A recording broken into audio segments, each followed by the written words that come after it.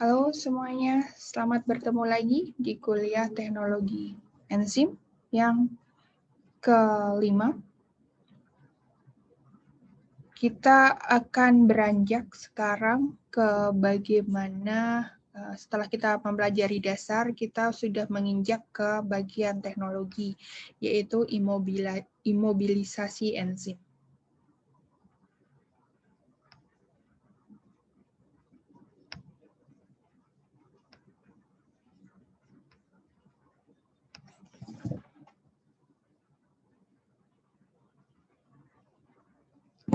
Baik, kita mulai.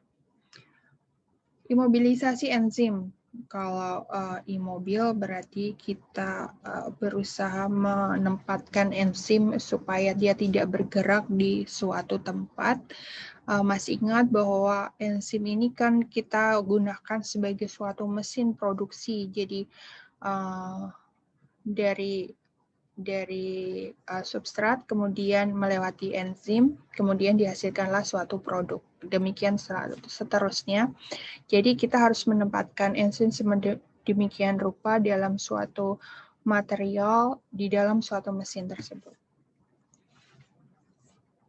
Teknik imobilisasi memungkinkan suatu enzim dapat digunakan berkali-kali sehingga menekan biaya produksi. Jadi si enzim ini akan setelah menghasilkan produk akan kembali ke bentuknya semula, kemudian digunakan lagi oleh substrat yang lain.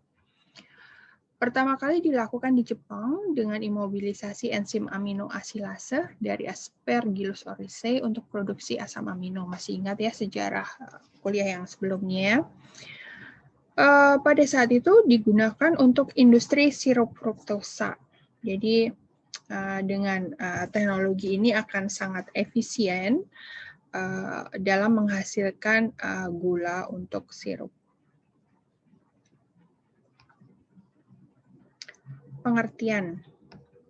Enzymes physically confine or localize in a certain defined region of space with a retention of their catalytic activities and which can be used repeatedly and continuously.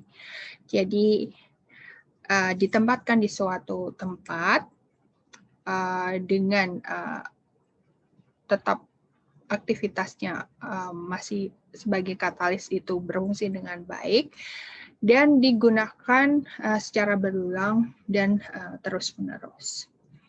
Pengertian ini disepakati oleh ahli enzim pada konferensi keteknikan enzim tahun 1971. Teknik di mana enzim dilokalisir pada suatu ruang tertentu dengan mempertahankan aktivitas katalitiknya sehingga enzim dapat digunakan berulang-ulang serta dapat diaplikasikan pada suatu sistem yang kontinu.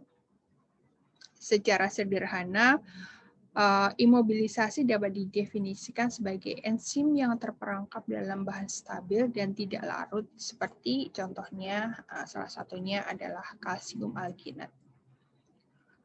Contoh imobilisasi enzim di alam adalah Rene atau enzim kimosin yang terperangkap dalam abomasum anak sapi, mampu mengubah susu menjadi dadih ketika susu tersebut disimpan di dalam kantung abomasum. Jadi pengembangan teknik ini dilatar belakangi bahwa sebagai biokatalisator, enzim tidak mengalami perubahan permanen dan dapat digunakan kembali. Harga enzim relatif mahal sehingga harus digunakan seefisien mungkin. Pada beberapa produk, enzim harus dipisahkan dari produk di mana proses ini memerlukan biaya tambahan. Jadi kalau dibiarkan tidak diimobilisasi, maka akan bercampur dengan produk. Dan untuk menggunakan kembali harus dipilah lagi.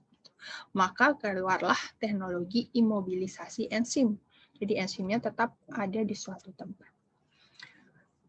Jadi keuntungan teknik imobilisasi adalah enzim dapat digunakan berkali-kali, aktivitas katalitik enzim dapat dipertahankan, peningkatan stabilitas enzim, reaksi dapat dikontrol dengan menghasilkan enzim dari substrat, dapat digunakan dalam proses yang kontinu, dan menghasilkan produk yang bebas enzim, dan efisiensi biaya. Jadi setelah melewati tempat itu sudah bersih produknya, tidak ada enzim yang terbawa.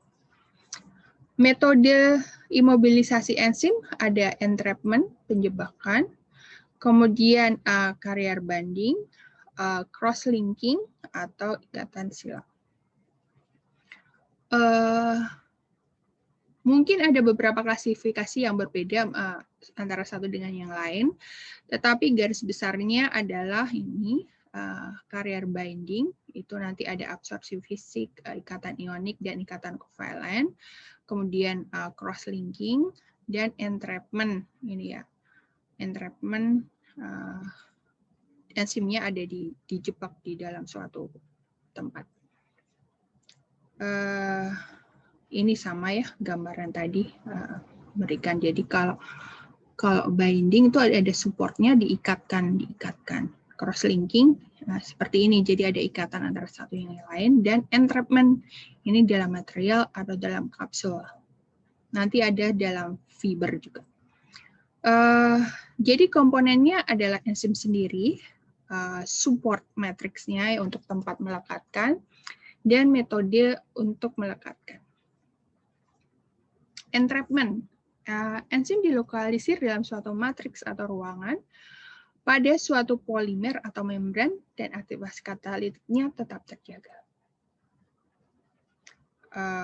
Ada dua macam, matriks dan mikrokapsul, tetapi di beberapa tempat ada juga yang ada menggunakan ini, fiber di sini. Bahan-bahannya yang digunakan ada yang organik, ada yang inorganik. Jadi matriksnya bisa organik, inorganik.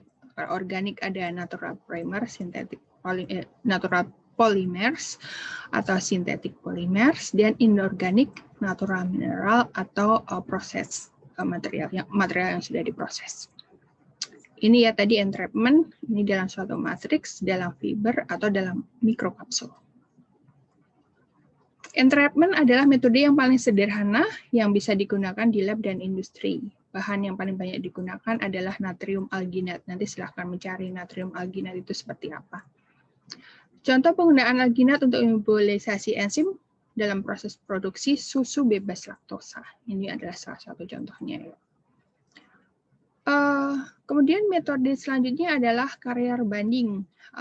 Ikatan ya, ada yang absorpsi fisik berdasarkan ikatan van der Waals. Ini ya, ini. Ada ikatan van der Waals. Kemudian ionic binding berdasarkan ikatan ionik antara enzim dengan matriksnya. Covalent binding itu menggunakan ikatan covalent antara enzim dengan kariernya. Kemudian cross-linking, interaksi antara enzim dengan molekul seperti glutaraldehyde. Jadi kalau dilihat, kebanyakan masih menggunakan physical method, tetapi banyak yang efektif menggunakan metode kimia. Jadi ini adalah beberapa metode yang dikembangkan untuk imobilisasi enzim. Jadi supaya enzim itu bisa kita gunakan sebagai mesin produksi yang efektif. Demikian kuliah kelima dari imobilisasi enzim. Silakan mengerjakan tugas dan kuisnya. Kita akan melanjutkan minggu depan.